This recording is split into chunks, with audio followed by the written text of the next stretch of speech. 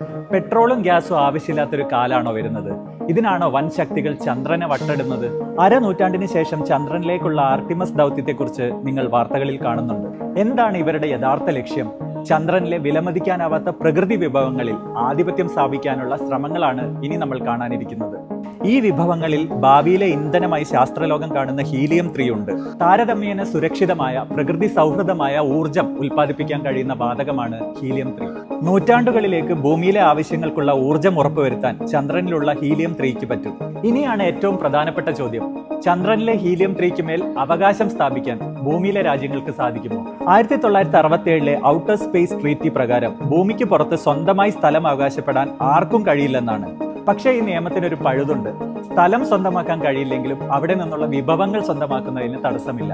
അതായത് കടലിന്റെ ഉടമസ്ഥാവകാശം ആർക്കും ഇല്ലെങ്കിലും കടലിൽ നിന്നും പിടിക്കുന്ന മീൻ സ്വന്തമാക്കാം എന്നല്ലേ അന്താരാഷ്ട്ര നിയമം? അതുപോലെയുള്ള ഒന്ന്. ഈ പഴുതിന്റെ ബലത്തിൽ ശതകോടികളുടെ മൂല്യമുള്ള ഹീലിയം 3ക്കായി അമേരിക്ക അരയും തലയും മുറുക്കി ഇറങ്ങിയിട്ടുണ്ട്. ചൈനയും റഷ്യയും ഒരുമിച്ച് ഈ ലക്ഷ്യത്തിലേക്കുള്ള നീക്കങ്ങൾ തുടങ്ങിക്കഴിഞ്ഞിട്ടുമുണ്ട്. അതുകൊണ്ട് സമ്പത്തിന് വേണ്ടി ഇനിയുള്ള പോരാട്ടം കടലിലും കരയിലും ഒന്നും ആയിരിക്കില്ല, അങ്ങ് ബഹിരാകാശത്തിലായിരിക്കും. ശാസ്ത്രവും അധികാരവും ചേർന്നുള്ള ഇത്തരം സാമ്പത്തിക പോരാട്ടങ്ങളെ കുറിച്ച് അറിയാൻ നിങ്ങൾക്ക് ബി ടു ഹാർട്ട് ഫോളോ ചെയ്യാം.